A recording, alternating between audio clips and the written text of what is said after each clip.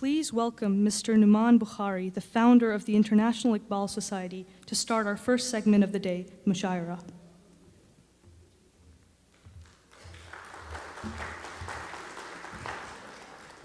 Assalamu alaikum, ladies and gentlemen. Assalamu alaikum, ladies and gentlemen.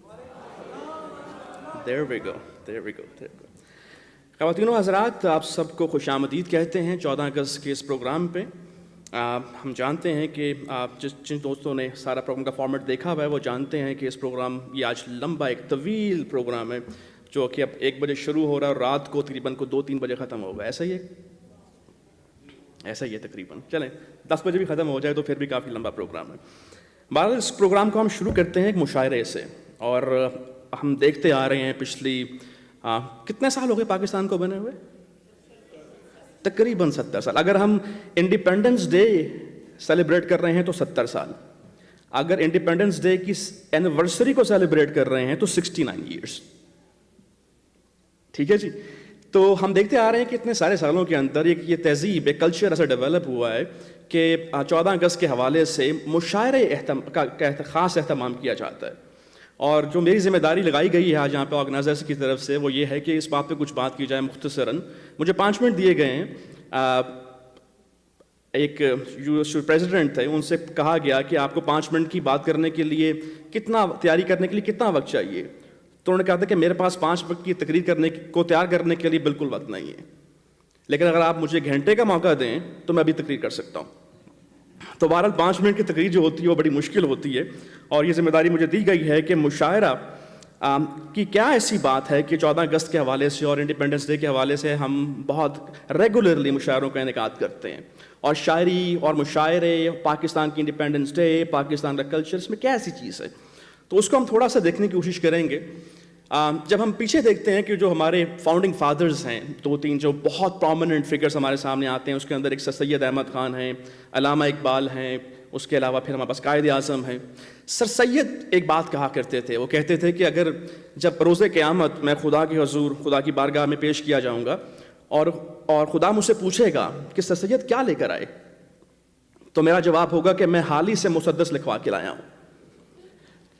تو یہ ایک بہت بڑی چیز ہے کہ سر سید کی بھی جو تحریک تھی ایجوکیشنل کی اور سب کچھ 1901 کے اندر جب آل انڈیا مسلم کونسل بنائی سر سید نے وہاں پہ، جو کہ ایک نان پولیٹیکل پارٹی تھی تب تک تو، لیکن اس کے اندر بھی جتنی سپورٹ سر سید کو حاصل ہوئی اس کے اندر حالی کا بہت بڑا حصہ ہے۔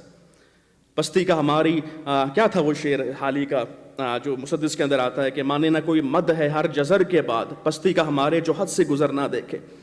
یہ ہماری شعری روایات ہیں اس زمانے کے اندر، اور شعراء نے ہماری ہر موقع کے اوپر، ہر لمحے کے اوپر ہماری قوم کی، ہماری ملت کی، ہمارے افواج پاکستان کی، ہماری پولیٹیشنز کی، ہمارے عام لوگوں کی نمائندگی کی ہے، اور ہر سطح کے اوپر کی ہے۔ ہم دیکھتے ہیں کیسے کی ہے۔ علامہ اقبال بانگ درا کے اندر جو ان کی پہلی تصنیف ہے، اس کے اندر بہت ابتدائیہ جو شاعری علامہ اقبال کی ہے، اس کے اندر ان کی ایک نظم ہے چھوٹی سی، اس کا نام ہے شاعر۔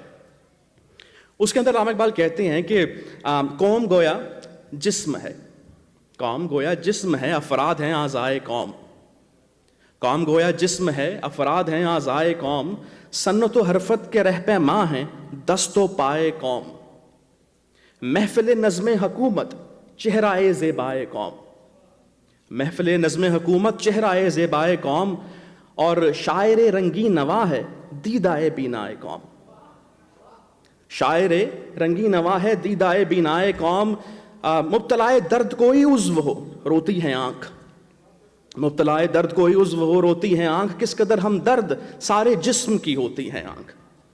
تو یہ ہمارے شاعر ہیں کہ جو ایک دیدائے بینائے قوم کا ایک رول ادا کرتے ہیں، اور ہم دیکھتے ہیں کہ مسلسل کرتے ہوئے آئے ہیں۔ ہم جانتے ہیں کہ علامہ اقبال پاکستان کے قومی شاعر ہیں، اس کے علاوہ وہ پاکستان کے دی ڈریمر آف پاکستان بھی ہیں۔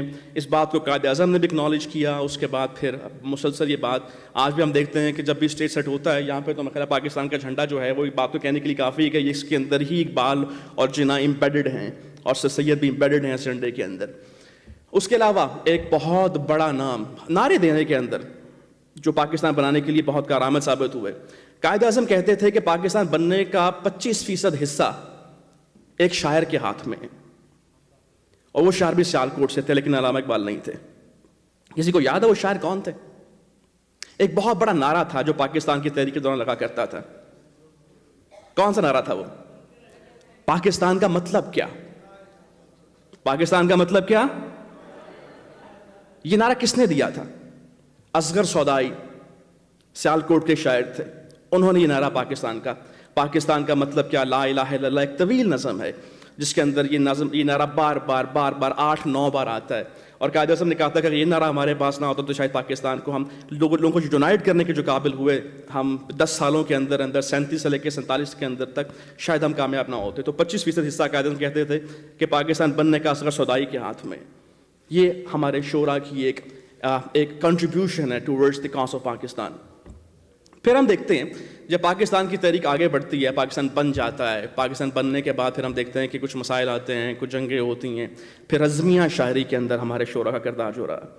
ہم جانتے ہیں کہ جب 1965 کی جنگ ہوتی ہے، جو قومی نغمے جو آپ سنتے آ رہے ہیں پچھلی کافی دیر سے، جب کچھ لوگوں کو یہ خیال ہوتا ہے کہ یہ تو بکھرے ہوئے لوگ ہیں، یہ تو قوم بھی نہیں ہے، جو ہم آج بہت آرام سے بات کہہ جاتے ہیں کہ ہم تو ایک قوم بھی نہیں ہیں.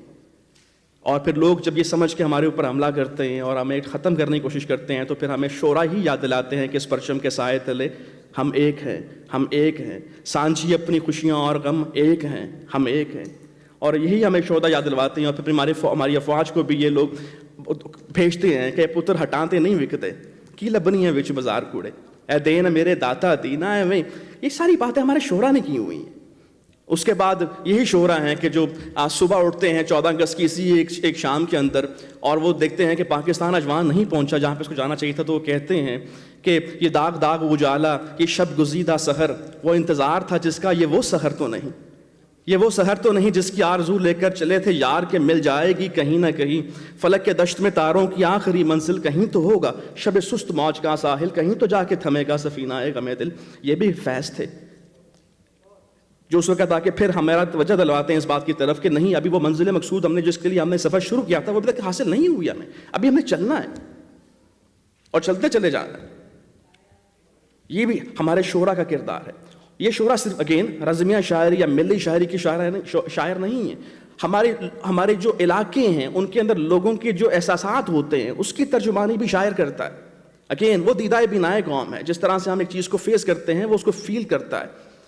جس طرح سے کہا جاتا ہے کہ ایک جو اخبار نویس ہوتا ہے اس کا کام ہوتا ہے کہ خبر کو دیکھتا ہے اور اخبار میں ڈال دیتا ہے، لیکن ایک شاعر ادیب جب ایک خبر کو دیکھتا ہے تو دل میں ڈال لیتا ہے، اس کو پکاتا ہے، اس کو محسوس کرتا ہے، اس میں سے کچھ نتیجہ اخذ کرتا ہے اور پھر لوگوں کے سامنے پیش کرتا ہے.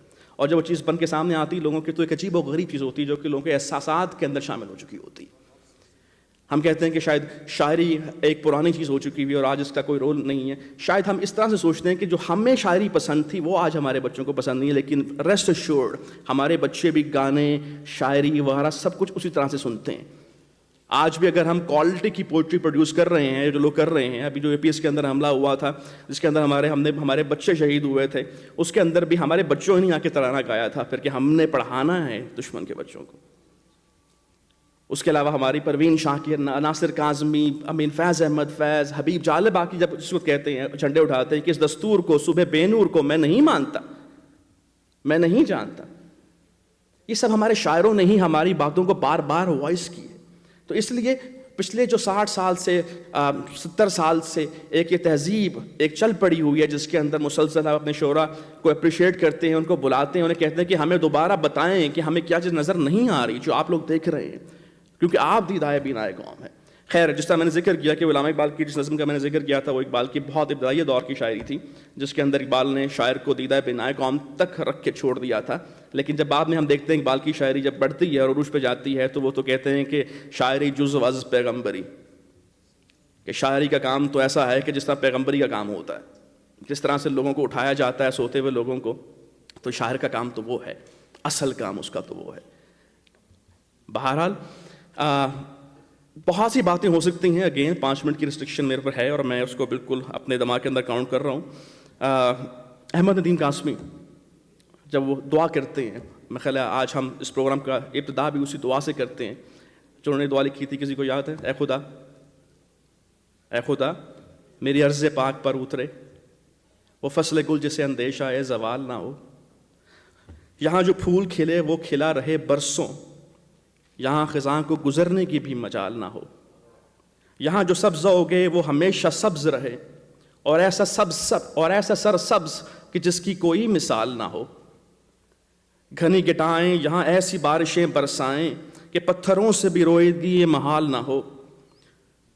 ہر ایک فرد ہو تہذیب و فن کا اوج کمال، ہر ایک فرد ہو تہذیب و فن کا اوج کمال، کوئی ملول نہ ہو، کوئی خستہ حال نہ ہو، اور خدا کرے کہ میری عرض پاک پر اترے وہ فصل کل جسے اندیشہ زوال نہ ہو۔ آخر میں اختتام کرتے ہیں ایک یقین کے ساتھ کہ جب اپنا قافلہ عزم و یقین سے نکلے گا، جب اپنا قافلہ عزم و یقین سے نکلے گا، جہاں سے چاہیں گے چشمہ وہیں سے نکلے گا۔ جب اپنا قافلہ عزم و یقین سے نکلے گا، جہاں سے چاہیں گے چشمہ وہیں سے نکلے گا۔ میرے وطن مجھے ایڑیاں رگڑنے دے، میرے وطن مجھے ایڑیاں رگڑنے دے، مجھے یقین ہے کہ چشمہ یہیں سے نکلے گا۔ آپ سب کی سماعتوں کا بہت شکریہ۔